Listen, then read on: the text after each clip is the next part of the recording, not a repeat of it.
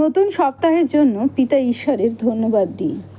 পবিত্র বাইবেল মথিলিখিত সুসমাচার 6 অধ্যায় 6 পদে প্রভু যীশু বলেন, কিন্তু তুমি যখন প্রার্থনা করো তখন তোমার অন্তরাগারে প্রবেশ করিও, আর দ্বার রুদ্ধ করিয়া তোমার পিতা যিনি গোপনে বর্তমান তাহার নিকটে প্রার্থনা করিও। তাহাতে তোমার পিতা যিনি গোপনে দেখেন তিনি তোমাকে ফল দিবেন। পবিত্র আত্মার সহভাগিতা প্রার্থনা করি বিষয়টি বোঝার জন্য। আজকের বিষয়ে আমরা কি গোপন করছি?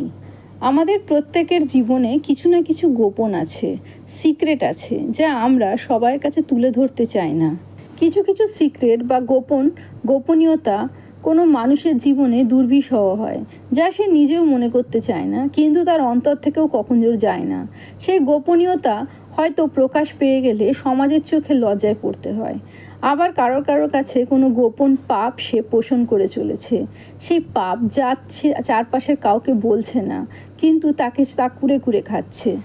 কেউ গোপনে প্রস্তুত হচ্ছে নিজের জীবনে কোনো কিছু অ্যাচিভমেন্টের জন্য বা কোনো পরিকল্পনা পূরণের জন্য। যে যাই গোপন করুক না কেন, সেই গোপন জিনিস বা গোপন স্থানে যে অন্তরে তার জায়গা পেয়েছে, সেই বিষয়টি সেই জায়গায় সে চায় না কেউ আসুক, বা সেই জায়গাটি তার কাছে অনেক মূল্যবান অথবা অনেক ভয়ানক, সর্বোপরি খুবই ইম্পর্টেন্ট বা প্রয়োজনীয়, যা সে চায় না কারোর সামনে খোলসা করে বলতে বা খোলসা হোক, সেই গোপনীয়তা নষ্ট হোক, সে কখনোই তা চায় না। প্রভু যীশু আমাদের কিছু গোপন করতে বলেছেন। কি গোপন করতে বলেছেন? আমরা যেন প্রার্থনা করি তখন দরজা বন্ধ করে গোপনে পিতার কাছে বসে প্রার্থনা করি।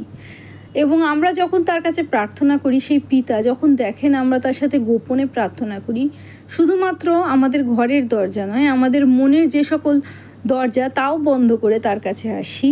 অর্থাৎ আমাদের পারিপার্শ্বিক যে সকল ব্যস্ততা, যে সকল কাজকে বা যে সকল দায়িত্বকে আমরা গুরুত্বপূর্ণ মনে করি, সেই সকল সরিয়ে তার সাথে সময় কাটাতে আসি, তা যেন গোপনে হয়। সেই মানুষজন যেমন তার মধ্যে হস্তক্ষেপ বা তার মধ্যে ইন্টারফেয়ার না করে, আমাদের জীবনের অন্যান্য সকল দায়িত্ব অথবা আমাদের অন্যান্য সকল কাজ যেন সেই সময় যখন আমরা পিতার সাথে প্রার্থনায় কাটাচ্ছি তখন তার মধ্যে বিঘ্ন না ঘটায়। আর আমরা যখন এই গোপন সময় আমাদের পিতার সাথে কাটাই, তিনি আমাদের ফল দেন।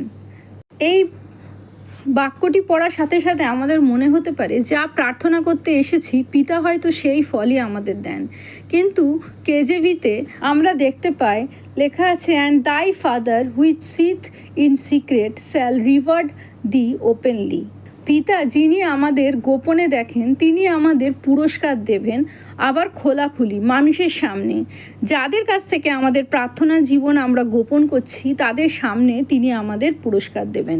প্রার্থনা বলতে অনেকে বোঝে যে আমরা পিতা ঈশ্বরের কাছে বসবো এবং আমাদের যা যা প্রয়োজন তাই শুধু তার কাছে তুলে ধরবো।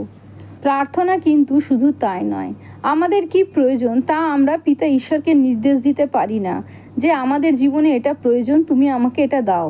প্রভু যীশু যে প্রার্থনা তার শিষ্যদের শিখিয়েছিলেন, তাতে তিনি প্রথমে পিতা ঈশ্বরের গৌরব করতে বলেছিলেন, তারপর ধন্যবাদ করতে বলেছিলেন। তিনি বলেছিলেন যেন তার ইচ্ছা এই পৃথিবীতে পূর্ণ হোক। মাত্র একটি বাক্যের মধ্যে আমাদের প্রয়োজন সকল পিতার কাছে জ্ঞাপন করার কথা বলেছিলেন। আর আমরা যেন পাপ থেকে দূরে থাকতে পারি তার জন্য পিতা ঈশ্বরের অনুগ্রহ চাইতে বলেছিলেন। কিন্তু আমরা যখন প্রার্থনায় আসি তখন আমাদের সকল সমস্যা, আমাদের এইটা লাগবে ওইটা লাগবে, আমার ওই আত্মীয়কে সুস্থ করার প্রয়োজন আছে, আমার জীবনে এই সমস্যা আছে, তার থেকে আমাকে বেরোতে হবে, আমাকে সাহায্য করতে হবে, আর একটা লিস্ট নিয়ে আমরা আসি এবং পিতার সামনে রেখে এবং সকল কিছু শেষ হয়ে গেলে আমেন বলে প্রার্থনা স্থান থেকে বেরিয়ে আসি। প্রার্থনা শুধুমাত্র আমাদের লিস্ট পিতা ঈশ্বরকে ধরিয়ে দেওয়া নয়, প্রার্থনা কথোপকথন। শুধু আমরা বলবো বলে প্রার্থনায় বসি না, আমরা পিতা ঈশ্বরের কাছে বসি, বাইবেল পাঠ এবং প্রার্থনায় বসি তিনি কি আমাদের বলতে চান তা শোনার জন্য। বাক্য যেমন বলে তাকে ধন্যবাদ দেওয়ার জন্য, তার আরাধনা করার জন্য। প্রভু যীশু বলেন, তোমরা পিতা ঈশ্বরের রাজ্যের এবং ধার্মিকতার অন্বেষণ করো, বাকি যা কিছু তিনি তোমাকে যোগাবেন। অর্থাৎ আমরা যে প্রার্থনায় শুধুমাত্র আমাদের নিজের প্রয়োজন চাইতে বসবো তা কিন্তু নয়। আমরা পিতা ঈশ্বরের রাজ্যের অন্বেষণ করব, সেই ধার্মিকতার অন্বেষণ করব, প্রভু যিশুকে আরও বেশি করে জানবো। আমাদের নিজেদের চরিত্রের পরিবর্তন কিভাবে হয় তার জন্য অনুরোধ জানাবো। বাইবেলের বাক্যের মাধ্যমে আমরা বোঝার চেষ্টা করব পিতা ঈশ্বর আমাদের কি বলতে চাইছেন। এই সকল কিছুই হলো প্রার্থনা। আর আমরা যখন এই গোপন স্থানে সিক্রেট প্লেসে পিতা ঈশ্বরের সাথে সময় কাটায় তখন দাউদের এই বাক্য পূর্ণ হয়, যে ব্যক্তি পরাৎপরের অন্তরালে থাকে সে সর্বশক্তিমানের ছায়াতে বসতি করে। আর আমরা জানি 91 গীত আমাদের প্রোটেকশনের গীত। পিতা ঈশ্বর আমাদের কিভাবে রক্ষা করছেন সব সময় তা দেখানো হয়েছে 91 গীতে, তার প্রতিজ্ঞা সকল, এবং এই সকল প্রতিজ্ঞা আমাদের জীবনে পূর্ণ হয়।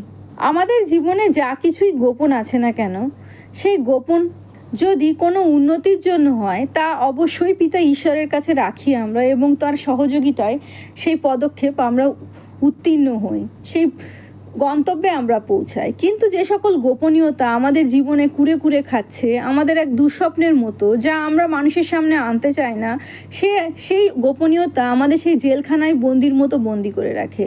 তা থেকেও প্রভু যিশুর নামে আমরা মুক্ত হতে পারি।